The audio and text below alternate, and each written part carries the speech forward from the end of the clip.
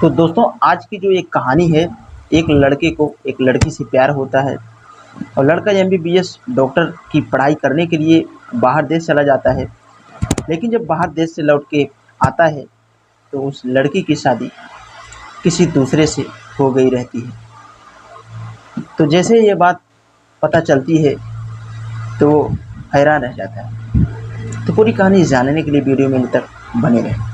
नमस्कार दोस्तों, मैं जेपी पाल भोजपुरिया उत्तर प्रदेश जिला जौनपुर से।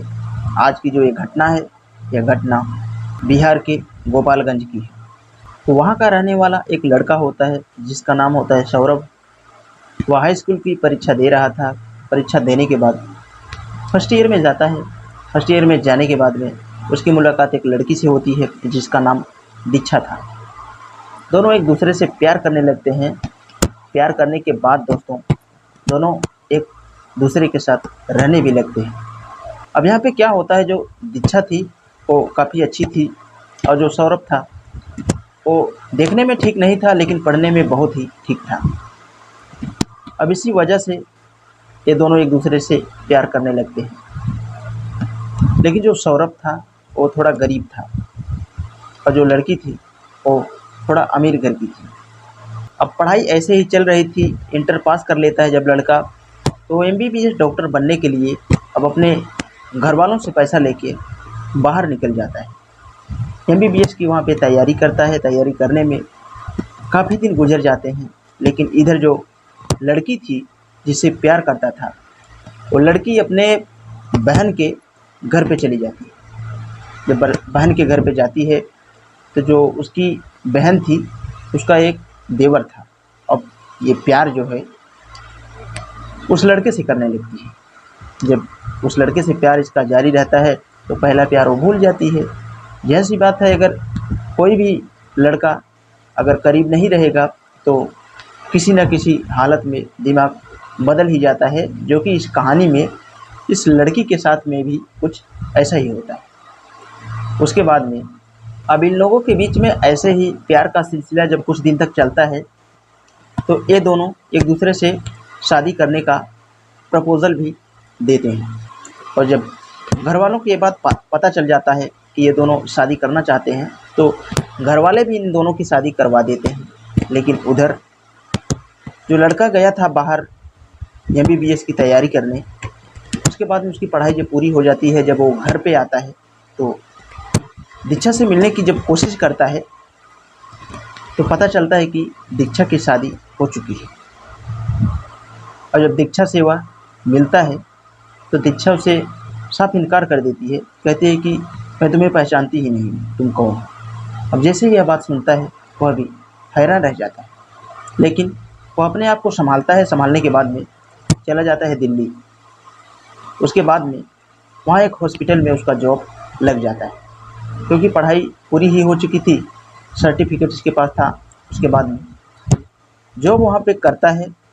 और इधर जो दीक्षा थी उसको ये नहीं पता था कि ये मेरा पति जो है किसी दूसरे से भी मोहब्बत करता है। लेकिन एक दिन दीक्षा को यह बात जब पता चली कि हमारा जो आदमी है वो किसी दूसरे से भी प्यार करता है, तो इसी बीच इन दोनों के बीच में झगड़ा टकरार शुरू होता है।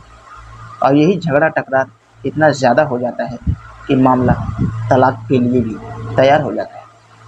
उसके बाद में कोर्ट में इन लोगों का एक दिन तलाक हो जाता है।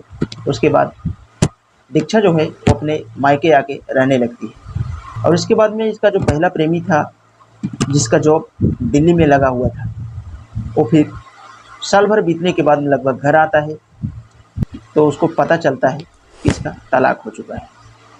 उसके बाद में ये मार्केट गया हुआ था और वहीं पे दीक्षा इसको मिल जाती है। और ये दोनों एक दूसरे को देखते हैं, पहचान तो भले ही जाते हैं लेकिन ये एक दूसरे से बोलने के लिए भी तैयार नहीं थी। अब ये दोनों जब मिलते हैं तो इन लोगों को लगता है कि पहले वो बोले, और दीक्षा सोच रही है कि पहले वो बोले। उसके बाद में ये लड़का बोल ही देता है, कहता है कि दीक्षा तुम मुझे पहचान रही हो आज कि नहीं। तो दीक्षा कहती है कि हाँ मैं पहचान रही हूँ।